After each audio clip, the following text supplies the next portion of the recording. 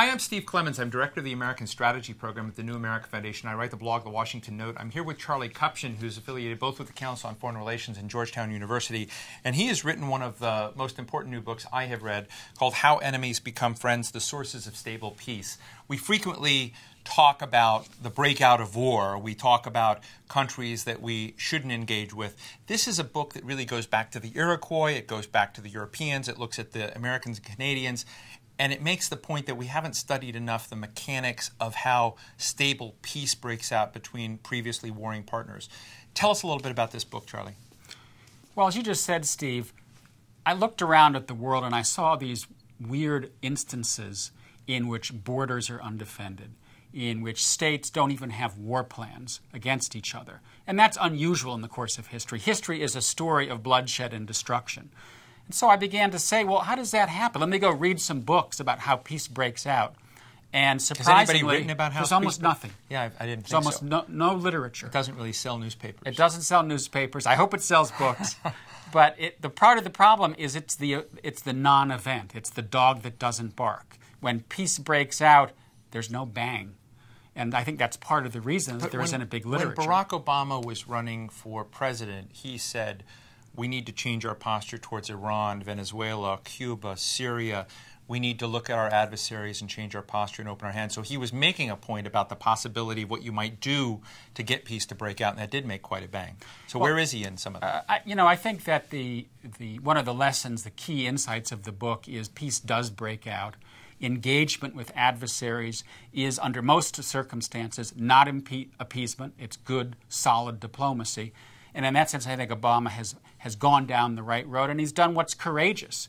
Because in the United States, to say we should talk to Iran, we should talk to Cuba, that's bucking the political trend, especially in a country that's as polarized as this. Part of the problem for Obama is that these kinds of processes of reconciliation take time.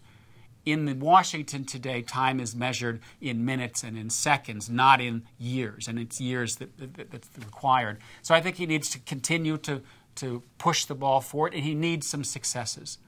Russia is probably the lowest hanging fruit. Iran is probably the most difficult, but it would be very good for him in the midterms and in the re-election in a couple of years to be able to say, I reached out to country X, Y, and Z. Here's what we got in return. The world is a safer place. What about non-country players like Hamas, Hezbollah, the Taliban? They're not Al-Qaeda. I know you've said Al-Qaeda and the Nazis, for instance, are groups with which this strategy, which you look at, it would be inappropriate. But are some of these other players prospects for that kind of engagement? I think in the case of, let's say, the Taliban, you have to distinguish between the group of hardened, ideologically committed fighters that want to do us harm and the group that is fighting us because we are there in Afghanistan.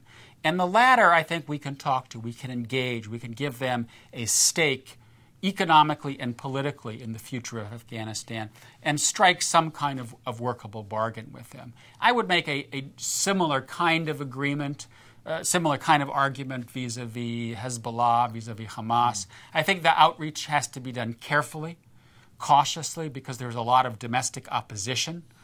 But one of the lessons of the book is talking doesn't hurt. That it doesn't always work, but if you sit down and talk to your adversary, at least there is the possibility that you will find common ground. If it's not there, fine, you walk away. But give it a try. I think the most serious competing construct to your ideas has come from those that are advocates of a concert of democracies. Think that only democracies can trust each other, can build serious institutional trust and deep relations, and that everything else is just realpolitik, which is thin and unsustainable. What's your response to the Bob Kagans of the world on that front? Well, we're spoon-fed as Americans the idea that democracies are good and pacific, peaceful. Democracies are bad and, autocracies are bad and warlike. And I simply didn't find evidence for that. I found that across regime type, you can get regimes that are difficult and peacebreakers, and regimes that are nice and peacemakers. And so I think we should try to put to the side the idea that, oh, China, not a democracy, don't talk to them. Russia, not a democracy, don't talk to them. And we should deal with other states on the basis of their behavior, whether they're responsible players in the international system. I wouldn't turn a blind eye to human rights, but don't let that completely color our relationship. Put regime type more to the side of our foreign policy. Well, Charlie, thanks for spending a few minutes with us. I really recommend that people spend some time with this book.